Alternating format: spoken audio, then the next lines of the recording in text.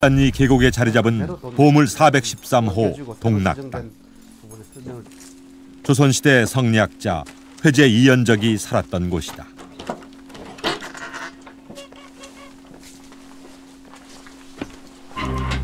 동낙당 안에는 이연적의 수많은 유물과 서책들을 보관해온 전각이 하나 있다. 어서각이다.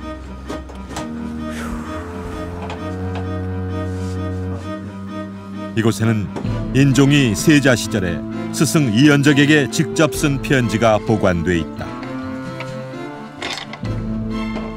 이연적이 안동 부사로 가게 되자 멀리 떨어져 지내게 된 아쉬움을 담아 직접 써서 보낸 것이다. 임금이 내린 귀한 어차를 잘 보관하기 위해 회제 이연적의 아들이 어서각을 세웠다.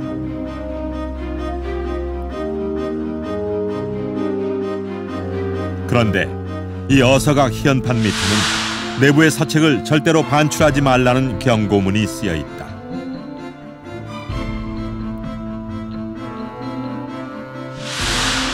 경상도 관찰사의 명령이었다. 왜 이런 문구가 이곳에 적혀 있었던 것일까? 회제 선생의 서책을 둘러싸고 누가 보관할 것인가를 두고 상당히 많은 논의가 있었지 않은가. 그런 가운데서 이 회제의 옥산파 후손들이 오로지 이 어서각을 통해서 회제의 유적 서책들을 보관한다, 이런 것을 공권력을 통해서 강제한 것이라 이렇게 보여집니다. 그 누구든 심지어 후손이라도 서책을 함부로 내갈 수 없게 어서각을 꼭꼭 닫아야 했던 까닭. 거기엔 조선시대 서자들의 가슴 아픈 사연이 있었다. 회제 이연적은 조선 중기의 문신으로 인종의 세자 시절 스승이었습니다. 이 일을 중시한 주리론을 최초로 주창하며 이를 퇴계 이황에게 전한 인물이죠. 그에겐 두 아들이 있었는데요. 한 사람은 그의 대를 이은 양자였고 또 한 사람은 회제의 친아들이었지만 대를 이을 수가 없는 서자였습니다. 오늘 역사 스페셜은 양반이었으되 또한 동시에 양반이 될 수 없었던 서자들의 이야기를 전해드립니다. 지난 11월 코엑스에서 열린 2010 종가 포럼. 우리나라 전통의 종가 문화를 재해석하고 그 속에서 새로운 경쟁력을 찾고자 마련된 행사다. 종손, 종부와 유림단체, 다문화 가족 및 외국 유학생 등 천여 명이 참석했는데 오늘날까지 동낙당을 지키고 있는 이해철 씨도 함께했다. 그가 18대째 이어온 여주이시 옥산파 종가에는 특별한 사연이 숨어 있다. 이걸 좀 건체. 다른 가문들과는 좀 달리 여러 가지 참 그 당시에 조선 왕조 시대 때의 어떤 차대 상가 금지법이라 하는 그런 법례를 그런 제도적인 것을 벗어나기 위해서 저희 그 선조들은 상당하게 지금까지 500년 동안 꾸준하게 노력을 해왔었고, 회제 이연적은 정여창, 김굉필, 조광조, 이황과 함께 동방오현, 즉 조선시대 5명의 뛰어난 희연자로 꼽히는 인물이다. 중종 9년에 문과에 급제해 의정부 우찬성에까지 올랐지만 노모 봉양이나 병 등을 이유로 사양하고 학문에 힘을 쏟았다. 고봉 기대승이 지은 신도비에는 이연적이 관직에 나아가고 을사사화와 그 여파로 발생한 양재역 벽서 사건으로 유배를 간 내용들이 담겨 있다.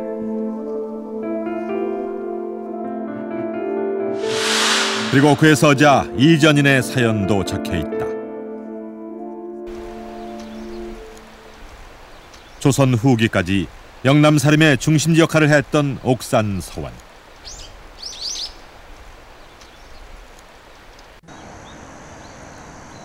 이곳에는 회제 이연적이 배향돼 있다.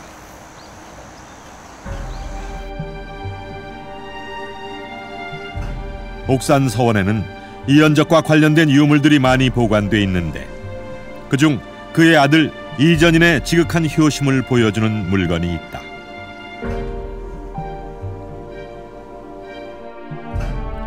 이전인은 아버지가 평안도 강계로 유배를 가게 되자 그 곁에서 7년간 아버지를 모셨고 끝내 그곳에서 아버지가 돌아가시자 예를 갖추어 시신을 경주까지 운구해왔다. 석 달의 시간이 소요됐고 그때 운구에 쓰였던 대나무가 남아있는 것이다. 뭐 보물이죠. 지금 말하자면 가문으로 봐서도. 그때 세월에 지금까지 이걸 보관하고 있다는 것은 참 귀중한 그 보배죠. 이전인은 하나밖에 없는 친아들이었지만 서자였기에 아버지의 대를 잊지 못했다. 대신 이연적의 오촌 조카 응인이 양자로서 대를 이었다. 안동 하회마을과 함께 유네스코 세계문화유산에 등재된 경주 양동마을. 회제의 후손 중 이전인 계열을 옥산파라하고 이응인의 후손들은 양동파라 일컫는다. 회제의 종가인 무첨당은 이응인의 아들 이의윤의 호를 딴 이름이다. 고려시대 때는 혈통의 개념이 강했고 조선 역사가 내려오면서 종통의 개념이 서서히 강해지기 시작합니다. 그 종통의 개념이 완전히 자리 잡기 시작한 것은 그 임난 이후에 성리학의 질서가 보편화되면서부터 종통의 질서가 완전히 자리 잡기 시작했는데 이제 집의 할배는 그 성리학자로서 일생을 사신 분이고 또 성리학자로서 당신의 생각을 직접 세상 속에서 펼쳐보시려는 의지를 가지고 사셨던 분이셨기에 그 사손을 맞이하는 것이 이제 맞이하시는 것이었지 않나 싶습니다. 회제 이연적의 두 아들 전인과 응인. 친아들이 있어도 양자를 들여 적자로 삼는 것은 이 시기 양반 가문에서 흔히 있었던 일이다. 그렇다면 당시 적자와 서자의 관계는 어땠을까? 이연적의 정실부인 박씨가 서자인 이전인에게 특별히 재산을 나누어준 문서가 남아있다. 이것은 이전인이 아버지 이연적의 유배 시절 정성으로 아버지를 모신 것은 물론이고 엄동설안에 아버지의 시신을 운구해온 일에 감동해 상을 내린 것이다. 정모가 서자에게 재산을 떼어주는 것은 드문 경우다. 이만큼 이전인은 이연적 부부에게 각별한 아들이었다. 박씨의 재산 별급은 양자 이응인도 동의한 일이었다. 적자와 서자 사이 역할이 달랐을 뿐 특별한 갈등은 없었던 것이다. 16세기 중반까지만 하더라도 이 가문을 대표하는 입장에서 적과 서는 차별이 있지만은 인간적인 차별은 매우 적었습니다. 그런 점들이 이 문서에서도 서로 간에 어머니가 정으로서 이 전인에게 분재를 했고 거기에 어떤 그 정인으로서 응인이 이렇게 서고 이런 모습을 봤을 때는 우리가 아는 적서 문제 이 부분들은 대단히 조선 후기 또는 일제시대의 관념이고 조선의 법전 경국대전은 양자를 드리는 문제에 대해 규정하고 있다. 적첩구무자, 즉 처와 첩 모두에게 아들이 없을 때 양자를 드릴 수 있었다. 유교적 질서가 확고해지면서 서자가 있어도 양자를 들여 적자를 삼는 경우가 흔해졌다.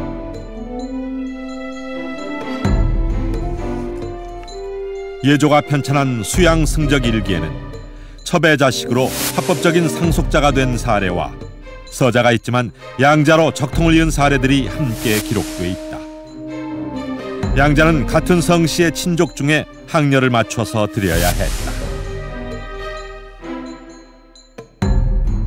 예조에 이제 그 양자를 드리겠다고 신고하고 그 예조가 판단해서 거기에 허락을 해주면 그 양자를 할 수 있는 거였거든요. 근데 그런 사례들이 그 아주 뭐 14, 15세기는 정말 별로 드물고요.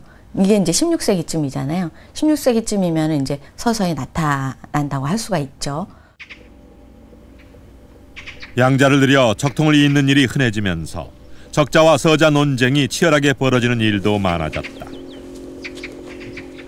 임진왜란으로 남편과 헤어진 여인이 극적으로 남편을 다시 만난다.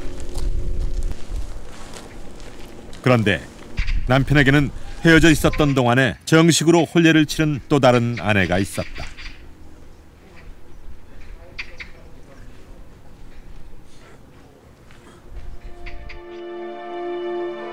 예조에서 양자 세우는 것을 허가하는 내용이 담긴 계후 등록. 앞의 사례도 여기에 기록돼 있다. 이 가문은 두 번째 아내와의 사이에 아들이 없자 양자를 드렸다.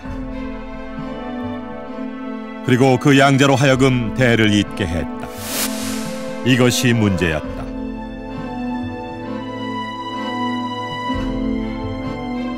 전쟁통에 헤어졌다 돌아온 첫 부인에게도 아들이 있었던 것이다. 조선은 동시에 두 아내를 두는 걸 인정하지 않았고 이 사례에서는 첫 부인이 첩으로 간주됐다. 두 번째 부인이 정실로, 그리고 양자가 적자가 됐다. 반대로 첫 부인과의 사이에서 낳은 아들은 서자가 됐다. 그런데 후에 적서 논쟁이 치열해지면서 첫 부인의 아들도 서자의 굴레를 벗는다. 이 문제는 조선 왕조가 끝날 때까지 해결되지 않았다. 누가 적자이고 누가 서자인가? 이 문제는 여러 차례 소송으로 비화했고 일제강점기까지 소송이 이어졌다. 적자와 서자의 구별이 왜 이토록 중요했던 것일까?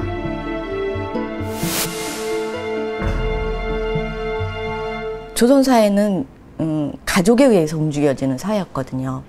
근데 그 가족이라고 하는 것은 무엇에 의해서 운영이 되느냐? 그거는 결국 그 가장 중요한 건 제사였거든요.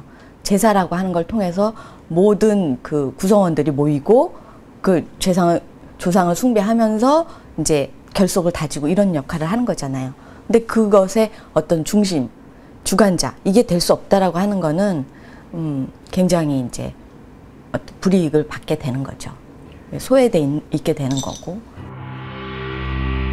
아버지의 대를 잇는 계후자.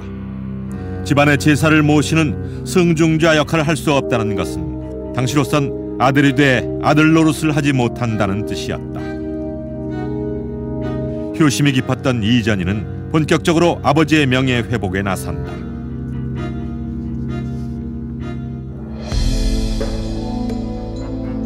유배지에서 죄인의 신분으로 유명을 달리한 아버지 이연적의 누명을 싣는 것이야말로 아버지의 유업을 이어받고 가문의 정통성을 세우는 일이었다.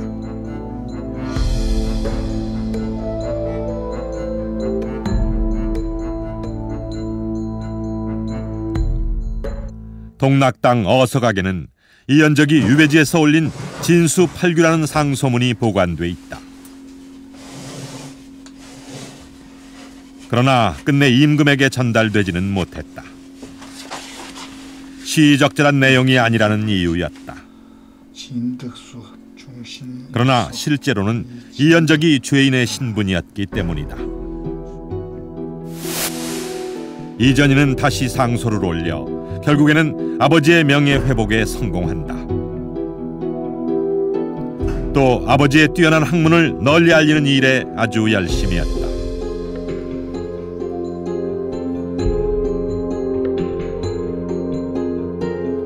아들이 묻고 아버지가 답하며 두 사람은 논어, 대학, 중용, 맹자, 주역 등을 정리했고 그 밖에도 생활 태도나 병을 다스리는 법 등 일상의 문제까지 함께 논의했다. 이 내용은 후에 관서문답록이라는 책으로 출간됐는데 이를 두고 양반들의 많은 반발이 있었다. 책의 지은이가 서자인 점, 또 출간한 이가 서자 후손인 점이 모두 시비거리였다. 이전인에게는 이준과 이순 두 아들이 있었다. 두 아들도 이연적과 이전인으로 이어지는 가문의 정통성을 확고히 하는데 많은 노력을 기울였다.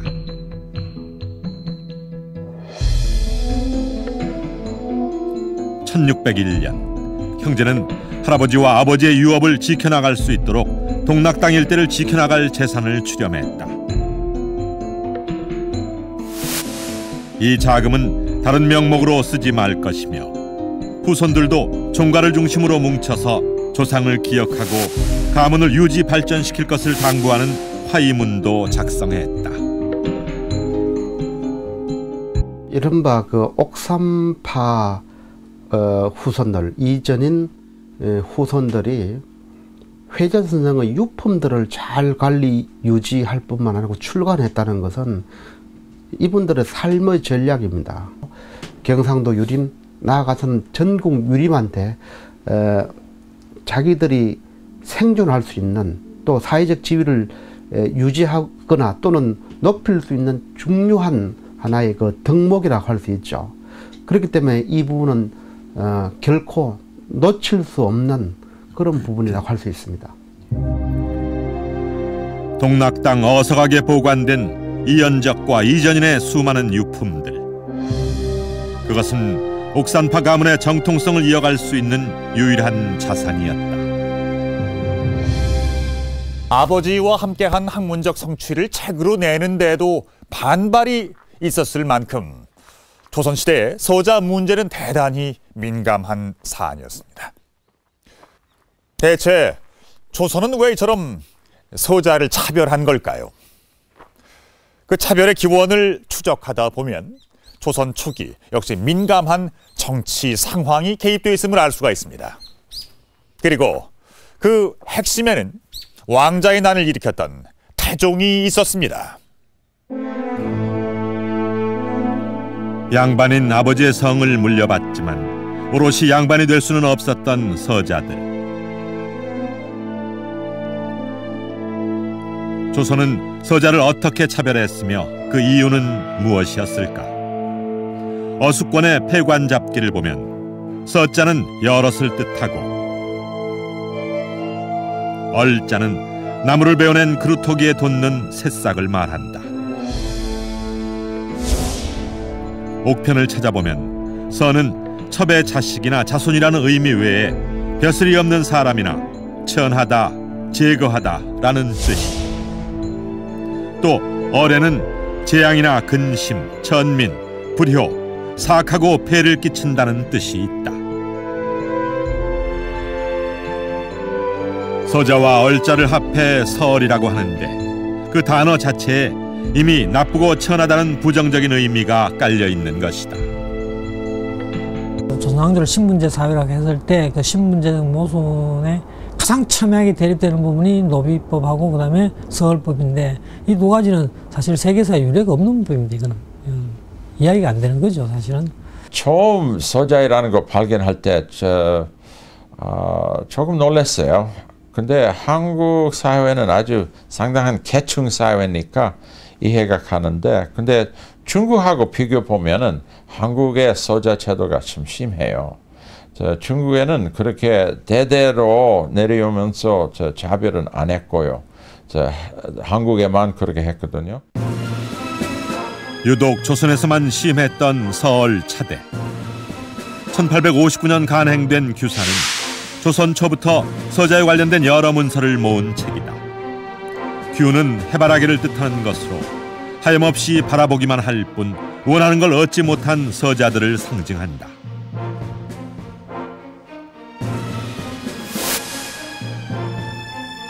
규사에 보면 조선 초에 서자를 차별하자고 처음 주장한 이는 서선이었다.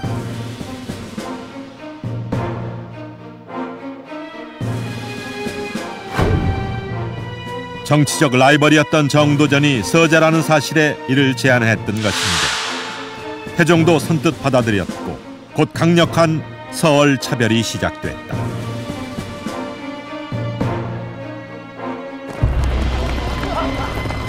태조 이성계와 정도전은 계비 강씨의 아들인 방석을 왕위에 올리려 했다. 이에 이방원은 난을 일으켜 이복 형제들을 죽이고 왕권을 차지했는데 그 명분과 정통성을 인정받기 위해 적서를 엄격히 따지게 됐다.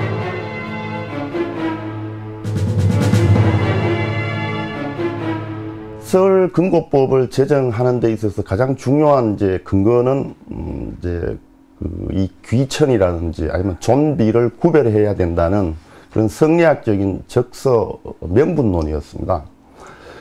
그러나 그 내면에 들다 보면은 이 태종의 왕위 계승의 어떤 합리화, 또 이 처첩 분간과 재산 상속을 둘러싼 이 적서 간의 어떤 갈등, 또 성리학에 대한 이해가 이제 심화되어 가고, 또 유교적인 사회 윤리가 확산되어 간다라는 그런 어떤 정치적인, 사회적인, 사상적인 여러 요인이 복합적으로 작용하고 있다, 그렇게 볼 수 있겠습니다.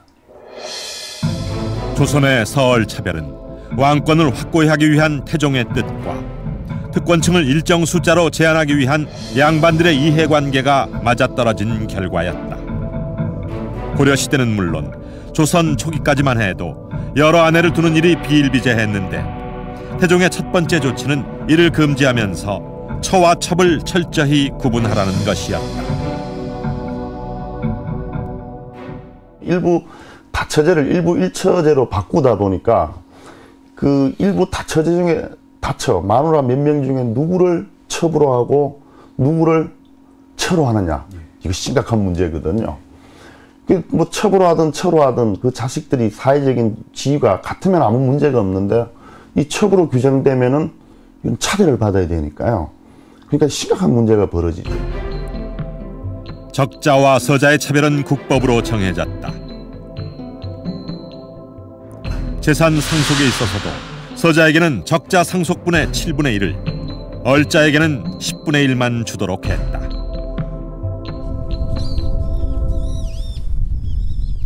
회제 이연적은 적자인 양자 이응인에게는 가문 대대로 내려오는 재산을 물려주었다. 또한 서자인 이전인에게도 동락 땅을 비롯해 자신이 옥산 지역에 들어와 스스로 일군 재산을 모두 물려주었다. 이는 집안의 뜻은 뜻대로 지키면서 서손들이 힘들지 않게 살도록 배려한 것이다. 그 전에도 이연적은 이전인의 생모인 첩석씨에게 노비와 전답을 나누어 줬다.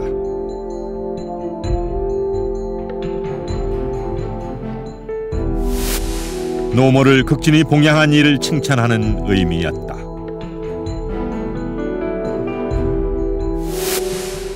그런데 여기에는 단순히 첩에 대한 고마움 외에 그 자손들을 생각하는 애틋한 마음이 담겨 있었다. 명목상 첩의 석씨 부인에게 그 상으로 주는 성격이 강하지만은 그 맨 밑에 보면은 당신이 죽었을 때는 그 자손들한테 분재를 해라, 상속을 해라, 이런 내용이 있거든요. 그래서 사실상으로 혜택을 보는 사람은 이전인, 그다음에 이준 등 이 석씨 부인의 아들 손자들입니다. 그런 의미에서 회제가 분재를 한 의도는 바로 첩의 자손들에게 특별하게 우대한다는, 재산 경제적으로 우대한다는 그런 내용을 담고 있는 것이 이 분재기의 진정한 뜻이라고 이렇게 보여집니다. 이연적은 이전인을 매우 아꼈던 것으로 보인다. 강계 유배 시절 아버지와 함께 공부하던 당시를 기록한 이전인의 관서문답일기 초본을 보면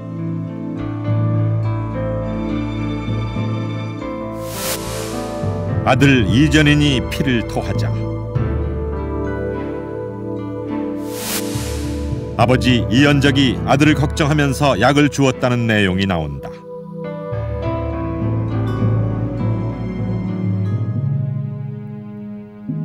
그렇게 애틋했던 아들에게 대를 물려주지 못한 아버지.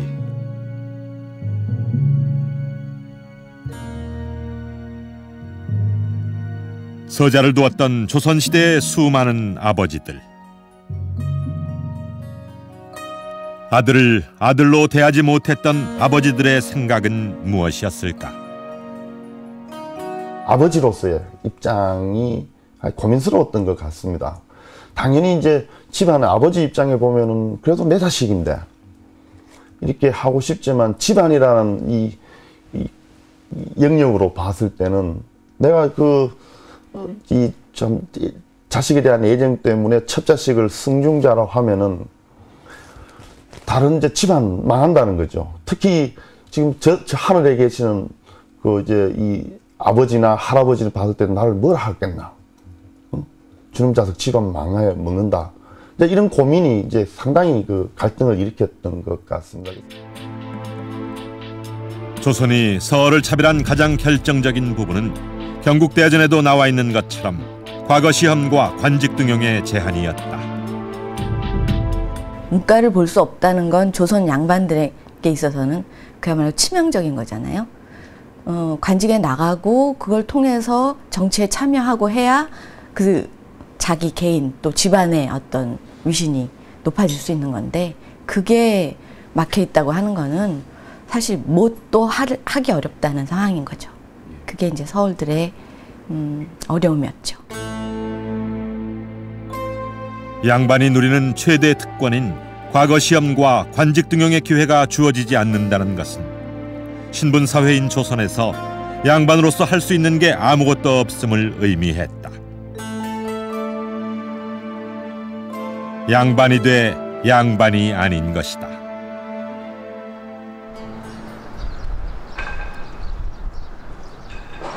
과거를 볼 수 없었던 서얼들은 어떻게 시대를 견뎠을까? 호부호영을 못하는 아픔을 이야기한 허균의 홍길동전. 실제로 허균은 서자들의 후원자였다. 1612년 당시 세상을 발칵 뒤집어 놓은 7명의 서자들이 있었다. 고관의 자제들로 재능이 있었으나 벼슬길에 나아가지 못한 그들은 스스로를 중림칠연이라 일컬으며 문경세제를 오가는 상인들을 대상으로 강도 사건을 저지른다. 이른바 칠서의 난이다. 이들의 배후로 지목된 이가 허균이었다.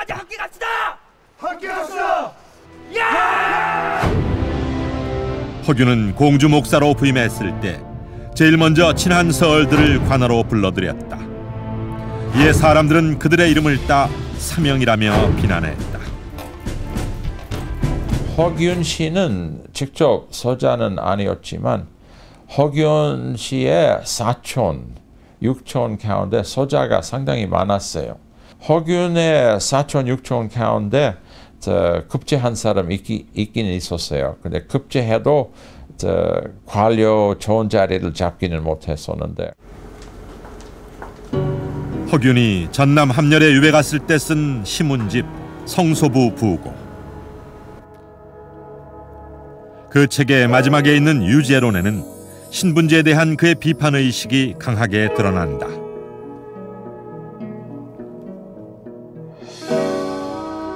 한 사람의 재주와 능력은 하늘이 준 것이므로 귀한 집 자식이라 해서 재능을 많이 주는 것도 아니며 천한 집 자식이라 해서 인색하게 주는 것도 아니다.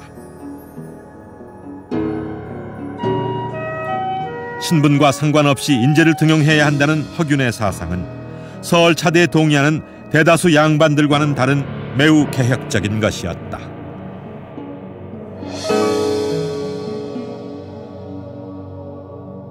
서자를 차별하는 이유가 무엇보다도 그 어머니의 중요성 때문이라고 생각돼요. 한국에는 혈통 주로 남자 계통으로 부계 사회라고 하는데 근데 모계를 무시하면 안 되는 거예요, 한국서. 조선시대의 입양과 호적 제도를 연구한 마크 피터슨 교수는 조선의 서얼 차별 이유를 모계 혈통을 중시하는 부분에서 찾는다. 조선시대 과거 시험 답안지에는 사조, 즉 아버지와 할아버지, 증조 할아버지와 더불어 외할아버지가 누군지도 밝혀야 했다. 외가의 능력이 어떠하냐가 시험 결과와 관직 등용에도 영향을 미쳤다. 부권하고 상당히 관련이 있다고 보는데 북권이 그렇게 강력하지 않고 여자 집안의 입김이 어느 정도 있기 때문에 이런 적서가 그렇게 강하게 우리한테 시행됐던 거라고 보고, 아내의 집안을 무시할 수 없었기에 첩의 자식을 서얼이라는 평생의 족쇄로 묶어두면서 양반인 아버지들은 고민해야 했고 그 자식들은 눈물을 삼켜야 했던 것이다.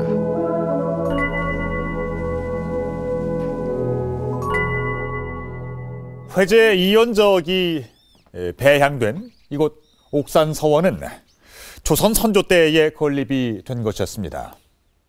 당시 경주 부윤이었던 이재민과 이연적의 손자 이준, 이순 형제, 그리고 지역의 선비들이 뜻을 모아서 설립한 것이죠.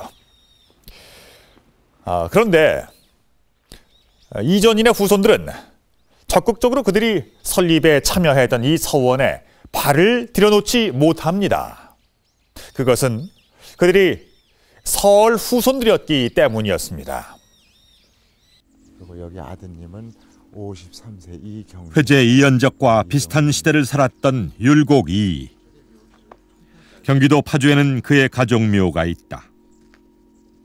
이도 이연적처럼 적자가 없었는데 그는 양자를 들이지 않고 서자로 대를 잇게 했다. 율곡 이 선생님이시고 이제 요 밑에가 율곡 선생님의 큰 형님 이선묘입니다 여기가. 그리고 저 밑에가 율곡 선생님의 어머니 신사임당, 아버지 이원수공의 합장묘고, 저 밑에가 율곡 선생님의 아드님 이경림묘. 이렇게 가족묘 중에서 제일 중요한 라인이 여기에 포진되어 있습니다. 예. 율곡에게는 두 아들이 있었는데 모두 서자였다. 그리고 서자 경임이 대를 이었다. 서자는 부모 가까이에 묘를 쓰는 일도 드물었는데 그는 아버지와 조부모의 곁에 묻혔다. 율곡 이인은 서얼 차별을 반대했다. 선조 16년인 1583년 여진족 추장 리탕계 등이 변방에 침입해 5개월간 전쟁이 지속된다. 병사와 군량미, 군마가 터무니없이 부족해졌고 이에 대한 대책 마련이 시급했다. 이때 병조 판소로 있던 이가 바로 율곡이다. 그는 군량미나 군마를 받는 조건으로 서얼에게 과거를 응시할 자격을 주자고 제안했다. 당시에는 반발이 심했으나 10년 뒤에는 호조의 건의로 납속 규정이 정해졌다.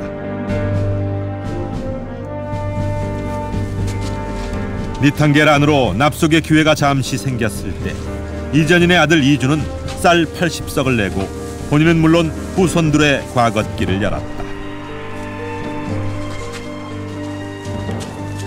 이연적이 아들 이전인에게 준 옥산 재산은 이준 형제가 다른 서얼 가문들과는 달리 여유있게 원하는 것을 꿈꾸게 해주었다. 이준이 쌀 80석을 납부하고 받은 허통문서.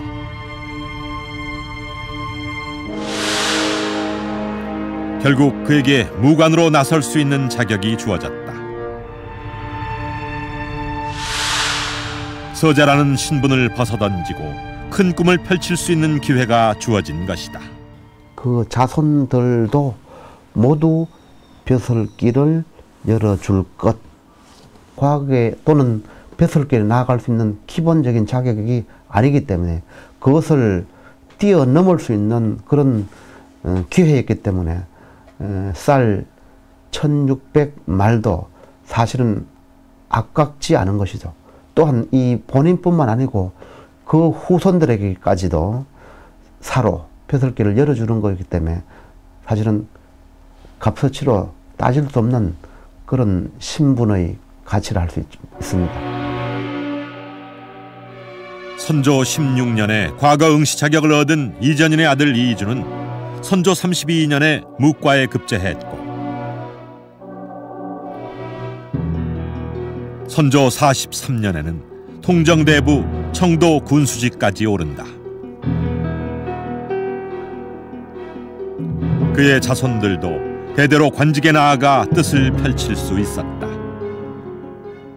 시간이 가면 갈수록 이제 서울의 숫자가 아주 크게 되고 숫자 수가 많아지게 되니까 그들이 자기 문제를 해결하기 위해서 집단화하고 조직하고 정부의 압력 단체로 역할을 하게 되니까 중앙정부 입장에서도 그런 조선왕조에 대한 가장 강력한 사회 불만 세력, 이들의 불만을 어느 정도 수용하지 않고는 체제를 유지한다는 것이 어렵다고 보는 것이죠. 조선의 대표적 개혁군주인 정조는 서얼들을 대거 등용했던 임금으로도 잘 알려져 있다.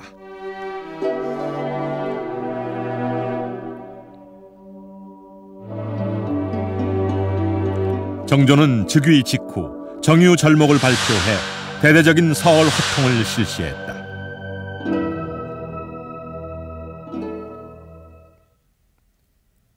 국사편찬위원회에 보관돼 있는 조선시대 무관의 일기.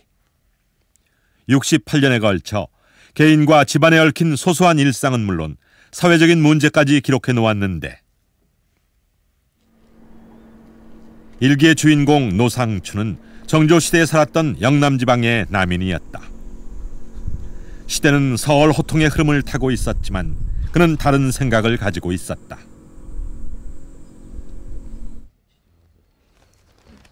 그의 가문에도 여느 집안과 다름없이 많은 서얼들이 존재했다.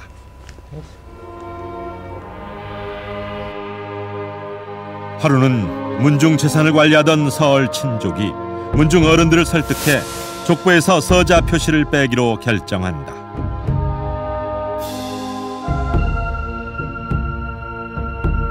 그는 매우 분노하며 서얼이 재력만 믿고 횡포를 부리고 있으며 서얼 구분이 없어지는 것에 한탄한다.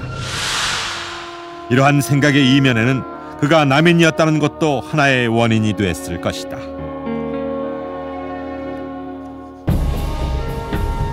동서남북인에서 갈라지고 다시 모인 조선의 당파는 후기 들어 노론 대 남인의 대결 구도로 굳어졌다.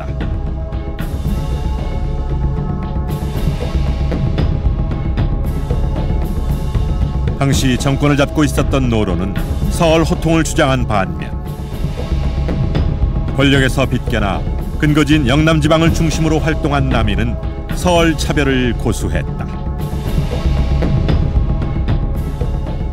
향촌에서 양반들의 이익을 대변하는 향촌 운영기구가 있어야 되지 않습니까? 그 향촌 운영기구가 이른바 유향소 향교 서원입니다. 요거를 삼소라 이렇게 이야기하고 그들의 그 삼소에는 각각의 안들이 다 있어요.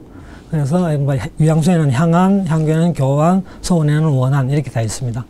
그래서 일반적으로 우리가 조선시대 양반 가면 복잡하게 이야기할 수 있겠는데 요 세 곳에 등재된 사람을 양반이라고 한다. 이렇게 이야기를 할 수 있습니다. 군수직까지 지낸 뒤 고향 경주로 돌아온 이주는 당당하게 지역 양반 사회의 일원이 되고자 했다. 그러나 경주 지역 양반들은 이를 거부했다. 이에 그는 향원 자격 청원 상서를 올린다. 암흑에는 참여할 수 있고 압록에는 할 수 없는 것, 이런 것은 부당하다.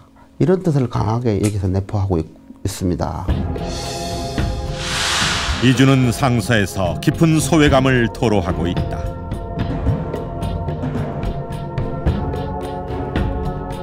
살아도 사는 것이 아니라는 그의 절절한 청원에도 불구하고 끝내 뜻은 관철되지 않았다. 속된 말로 왕따를 당한다. 이럴 때 전통시대에 비해서는 가장 그 왕따의 부류가 향리계층과 서자계열입니다. 서자계열은 우리가 잘 알다시피 사람이면서 사람 구실을 못하는, 사람이지만 사람 구실을 못하는 그런 지경이거든요. 향우라고 할 때 향우는 모퉁이 우자입니다. 계속 자기의 위치를 모퉁이로 위치 지어진다는 것이죠. 서얼의 후손들은 서원에 출입하는 것도 금지됐다. 당시 서원들은 각 지역 사족들의 본거지였다. 양반들은 특권을 유지 강화시키기 위해 서원을 중심으로 똘똘 뭉쳤다. 중린서얼, 수대석과 물허남서, 중인과 서얼들은 비록 문과와 소과에 합격하더라도 함부로 이름을 쓰는 것을 허락하지 않는다. 여기에 이름을 쓰는 것을 허락하지 않는다는 것은 어떤 의미인가요? 서원의 원생이 될 수가 없고 그 지방에서 지배층으로 인정받을 수 없다는 이야기입니다. 조정에서는 서얼들의 관직 제한을 대대적으로 없애고 있는데 자신이 뿌리내리고 사는 지역에서는 양반으로 인정받지 못하는 현실. 들어가려는 서얼들과 막아내려는 양반들 사이에 치열한 다툼이 벌어졌다. 18세기 이후 사회 변화와 맞물려서 중인서울층들이 새롭게 성장하게 되고 그렇게 되면서 그 성장을 발판으로 해서 기존의 자기들도 양반 지배 체제에 편입하고자 하는 겁니다. 하고자 하는 거죠. 그것이 이제 중앙정부의 그러한 소위 서울 흡동 정책과 맞물리면서 이제 그 요구가 폭발하게 되고 그런 과정에서 양쪽이 이제 들어가느냐 못 들어가느냐 하는 임동 문제를 놓고 갈등을 벌이는 겁니다. 그게 좀 이른바 향제이다 이렇게 이야기를 할 수가 있는데 영남 지역에서 특히 많은 향전이 벌어졌는데 옥산서원이 그 중심에 있었다. 옥산서원은 이전인의 아들 이준, 이순 형제가 건립에 직접 관여했던 곳이었다. 그러나 그들은 옥산서원 운영에 참여할 수 없었다. 공적이 있음에도 옥산서원에 출입을 하지 못하는 상황은 대단히 억울한 사정이 되고 그 부분을 해소하는 노력들은 대단히 처절하게 이렇게 이루어지고 있습니다. 이 부분들은 본인들뿐만 아니고 다른 경상도 또는 전국의 같은 처지에 있는 서자들과 연대를 통해서 그 부분들을 개혁하려고 노력을 한 것입니다. 차별을 극복하기 위해 서얼들이 취했던 방법은 연대였다. 호통을 요구하는 상소에 수천 명의 서얼들이 함께 이름을 올렸고 수시로 통문을 주고받으며 상황을 논의했다.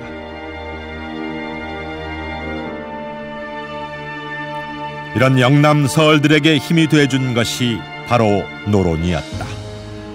집권 세력이든 노론 측의 입장에서 보면은 이 영남 남인의 본거지인 이 영남 지방의 어떤 통치를 원활하게 하기 위해서는 지금까지 비협조적인 남인 출신 영남 사족보다는 양반 사족보다는 당시 새롭게 성장하던 정치 세력으로 성장하던 이 서울층을 동반자로 선택함으로써 영남 지방의 이 노론 세력을 부식시키고 나아가서는 남인 세력을 약화 내지는 와해시키겠다라는 그런 정략적인 목적이 있었지 않느냐 생각됩니다.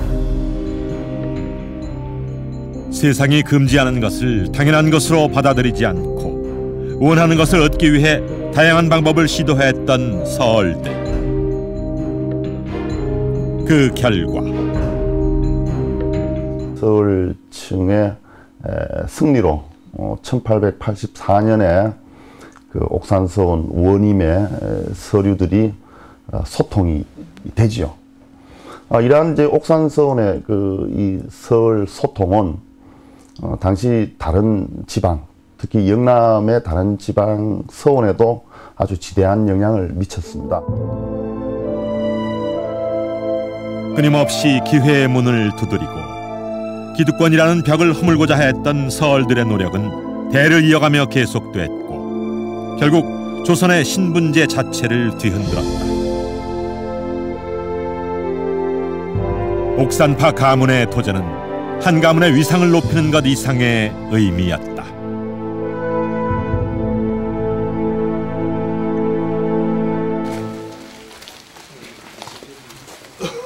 옥산서원에서는 해마다 봄, 가을로 회제 2연적을 기리는 향사가 치러진다.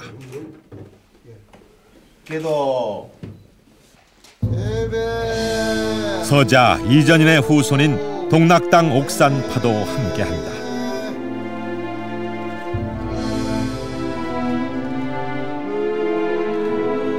시대가 낳았던 적자와 서자. 그들 모두가 회제 이연적의 후손인 것이다. 이곳은 장산 서원입니다. 이연적의 아들 이전인이 배향된 곳이죠. 서얼들은 본래 서원에 그 이름을 올리는 것조차 허락되질 않았는데 어떻게 서자가 배향된 서원이 있는가 의아하실 텐데요. 서얼들을 적극적으로 등용했던 정조 임금 당시 이전인의 후손들과 수많은 서얼들의 바람과 노력으로 일구어낸 결과였습니다.